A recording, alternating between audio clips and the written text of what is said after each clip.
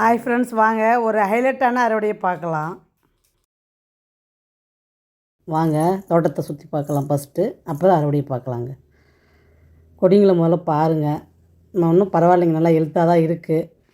இப்போ 2 மழை வந்ததுனால இன்னுமே நல்லா கொடிங்க வந்து ஹெல்த்தாக புது கொடிங்களாம் நல்லா உற்பத்தி ஆகிருக்குதுங்க. நிறைய ஒரு புது கொடிங்க வந்து அதில் பூ பிஞ்சு எடுத்துருக்குதுங்க.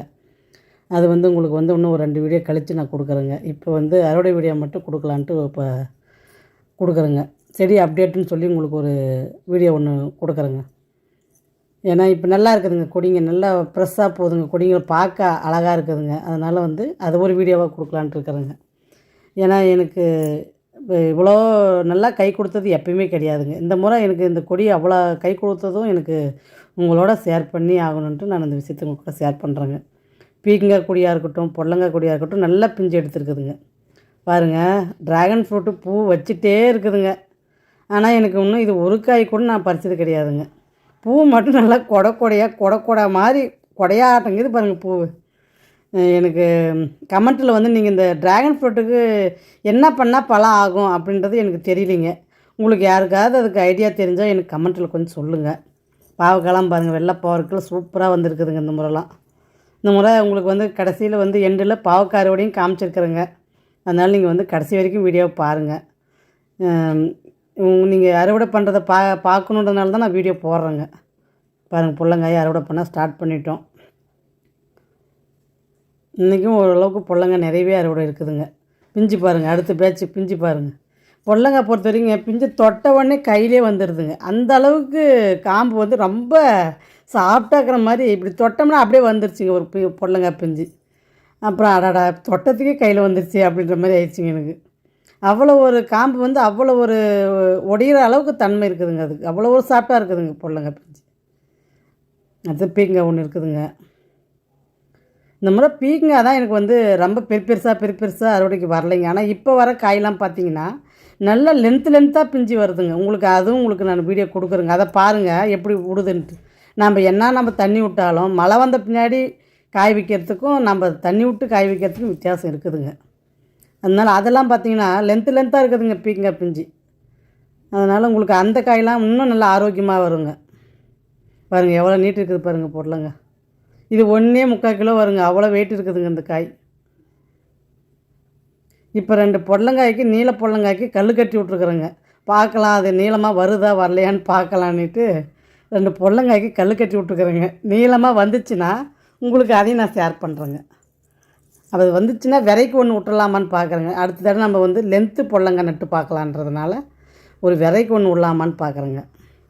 பாருங்கள் எல்லாம் எப்படி வளைஞ்சி இருக்குது பாருங்கள். எல்லாம் கல் கட்டி விட்டுருந்தால் ஒரு வேளை நீளமாக வளர்ந்துருக்குமோ என்ன ஆகுங்க. நான் வந்து எனக்கு தெரியலிங்க, இது சைஸே இவ்வளோ தான் அப்படின்னு சொல்லி நான் விட்டுட்டுங்க. உங்களுக்கு பொடலங்காயும் பீக்கங்காயும் மாறி அறுவடை வருங்க. ஏன்னா 2 கொடியும் ஒன்றோட ஒன்று பின்னிட்டு இருக்குதுங்க. இது தனியாக அது தனியாக அறுவடை பண்ண முடியாதுங்க. அதனால் வந்து வர்றதை நம்ம அறுவடை பண்ணிக்க வேண்டியதாங்க. பாருங்கள் எவ்வளோ நீளமாக இருக்குது பாருங்கள் பொடலங்காய். உண்மையிலே இந்த வச்ச பொடலங்காய் வேறு லெவலுங்க. நான் சொல்லி தான் ஆகணும், வேறு வழி இல்லைங்க.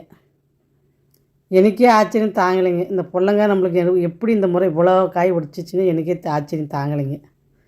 என் மாடி தோட்டமே இந்த வருடம் தான் எனக்கு ரொம்ப பிடிச்ச மாடி தோட்டமாக இருக்குதுங்க. இத்தனை வருஷத்தில் இந்த வருடம் தான் ரொம்ப பிடிச்சதாக இருக்குதுங்க. பார்க்கவும் கண்ணு குளிர்ச்சி. பாருங்கள், இப்போ வெள்ளை பாவற்கள் வந்து ரெடியாக இருக்குதுங்க அறுவடைக்கு. நான் தான் வந்து இன்னும் ஒரு 2 நாள் போட்டோன்னு சொல்லி பார்க்குறேங்க. அது வந்து நான் தனியாக அறுவடை பண்ணி உங்களுக்கு வந்து இந்த வீடியோ எண்டில் நான் அட்டாச் பண்ணியிருக்கிறேங்க. அதையும் பாருங்கள். அடுத்தது கத்திரிக்காயும் சும்மா சொல்லக்கூடாதுங்க, செம கத்திரிக்காய்ங்க இந்த முறை. 2 கிலோங்க ஒவ்வொருத்தர். நான் லென்த்தாக வீடியோ போகுதுன்ட்டு நான் கட் பண்ணிடுறேங்க கொஞ்சம். ஆனால் அவ்வளோ காய் வச்சுருக்குதுங்க செடி. இந்த முறை கத்திரிக்காய் விளைஞ்ச மாதிரி எந்த முறையும் இல்லைங்க. அதான் இந்த முறை வந்து மறுபடியும் நான் வந்து கத்திரி நாற்று விட்டுருக்குறேங்க.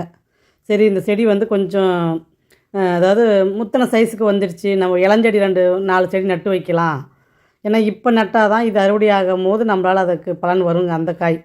அதனால் இப்போ நம்ம விதை விட்டு வைக்கலான்னு சொல்லி இப்போ கத்திரி நாற்றுக்கு விதை போட்டிருக்குறேங்க. நாற்று வந்தால் உங்கள்கிட்ட நான் காட்டுறேங்க.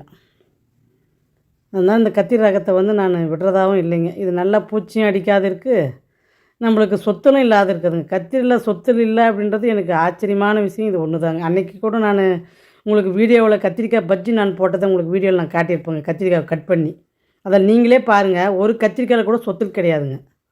அதனால தான் வந்து நான் இந்த கத்திரிக்காயை அவ்வளோ பெருமையாக பேசுகிறதுக்கு காரணம் என்னென்னா, கத்திரிக்காய்னா சொத்துல் அப்படின்றது தாங்க உலக நீதி. ஆனால் இதில் வந்து பார்த்திங்கன்னா சொத்திலே கிடையாதுங்க. அதுதான் எனக்கு ஆச்சரியமான விஷயம். இந்த கத்திரிக்காயில் வந்து எனக்கு அது ஒன்று தாங்க இன்னுமே எப்புட்றா அப்படின்ற மாதிரி இருக்குதுங்க.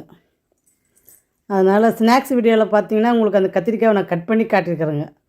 அதில் வேணால் நீங்கள் பார்த்து பாருங்கள். அதில் அப்படியே வெள்ளை வெள்ளையாக எப்படி ரவுண்டாக இருக்குது பாருங்கள். ஒரு சொத்துல் கிடையாதுங்க. இன்னும் பொருளுங்க பிஞ்சு இருக்குதுங்க. அடுத்த பேட்சுக்கும் வரும். எபிசோட் 10, 11, 12ன்னு போயிட்டே இருக்குங்க. ஏன்னா வந்து காய் இன்னும் பூ பிஞ்சு இருந்துகிட்டே இருக்குதுங்க செடியில். அதனால் அறுவடை வந்துட்டு தாங்க இருக்கும். கமெண்ட்டு கொடுத்த அத்தனை பேருக்கு ரொம்ப நன்றிங்க. இப்போ இந்த வீடியோ கொஞ்சம் சரியாக போகிறதில்லைங்க. அதனால் கொஞ்சம் எனக்கு வீடியோ அப்லோட் பண்ணவே எனக்கு இப்போ கஷ்டமாக இருக்குதுங்க. என்ன காரணம்னு தெரியலிங்க. டைம் நான் மாற்றி வீடியோ அப்லோட் பண்ணதா என்னன்றது எனக்கு புரியலிங்க. அது கொஞ்சம் கமெண்ட் கொடுக்குறவங்களும் இப்போ யாரும் சரியாக கமெண்ட் எனக்கு ரெகுலராக கொடுத்த கமெண்ட்டு கொடுக்குறவங்க யாரும் இப்போ லைனுக்கு வரல. அதனால அவங்க வீடியோ பார்க்குறாங்களா இல்லையான்றது எனக்கு தெரியலிங்க. நீங்கள் வந்து வீடியோ பார்த்துருந்தா கண்டிப்பாக எனக்கு கமெண்ட் கொடுங்க. ஏன்னா உங்களுடைய கமெண்ட்டு படிக்க தான் எனக்கு ஒரு என்கரேஜ்மெண்ட். அதை நீங்கள் கொடுக்குறத நிறுத்த வேண்டாங்க. எனக்கு வேண்டி அந்த கமெண்ட்டை நீங்கள் கொடுக்கணும். என்னுடைய சந்தோஷமே அந்த கமெண்ட்டு தாங்க. பாருங்கள் எவ்வளோ பெரிய கத்திரிக்காய் பாருங்கள். நல்லா கத்திரிக்காய்ங்க இந்த முறை. கத்திரிக்காய் கூட பார்த்திங்கன்னா உங்களுக்கு வந்து சுகருக்கு எல்லாத்துக்குமே நல்லதுன்றாங்க. அதனால் வந்து ஹெல்த்துக்குமே நல்லதுங்க. பாருங்கள் எவ்வளோ கத்திரிக்காய் அறுவடை பண்ணியிருக்கிறேன்னு. சூப்பரான அறுவடைங்க. பொடலங்காயும் பாருங்கள் 3 கிலோவுக்கு தண்டியாக வருங்க. அதாவது கம்மியில்லாத வருங்க. அதுக்கு மேலே இருக்கும்போது தவிர அதுக்கு கீழே இருக்கிறதுக்கு சான்ஸே கிடையாதுங்க. பீக்கங்காயும் 3/4 கிலோவுக்கு வருங்க. 1 கிலோ கிட்டத்தட்ட வந்துடுங்க. அவ்வளோ வெயிட் இருக்குதுங்க. அதுவுமே 3 காய்னாலும் நச்சுன்னு வெயிட் இருக்குதுங்க காய். பார்க்க நம்மளுக்கு சின்னதாக தெரியுதுங்க. வாங்க பாவக்காய் அறுவடையை பார்க்கலாம். வெள்ளைப்பாகல் சும்மா சொல்லக்கூடாதுங்க. இது கசப்பு வந்து போன ஒரு அறுவடைக்கு தாங்க இந்த காயை நான் அறுவடை பண்ணலை. ஏன்னா விட்டுட்டேன் கம்முன்னு இருக்கட்டும் ஒரு வாரம் அப்புறம் பார்த்துக்கலாம் அப்படின்னு சொல்லி விட்டுட்டுங்க. அதில் விட்டதில் ஒரு 4 பழம் பழுத்துருச்சுங்க. இந்த முறை வந்து சரி அறுவடை பண்ணிடலான்னு சொல்லிட்டு பண்ணுறேங்க. தொடர்ந்து வாரம் 3/4 கிலோ பாவக்காய் 1/2 கிலோ பாவக்காய்க்கு மேலே வந்ததுனால எனக்கு பாவக்காய் கசப்பு ஜாஸ்தின்றதுனால கொஞ்சம் கஷ்டமாக இருக்குதுங்க இந்த பாவக்காய். ஆனால் வெள்ளைப்பாவல் உடம்புக்கு நல்லதுன்னு சொல்கிறாங்க. அது விளையிறதே பெரிய விஷயம்னு சொல்கிறாங்க. அது கிடைக்கிறதும் பெரிய விஷயன்றாங்க. பார்த்து என்ஜாய் பண்ணுங்கள். நல்லா இருக்குதுங்களா பாவக்காய்? பாய்.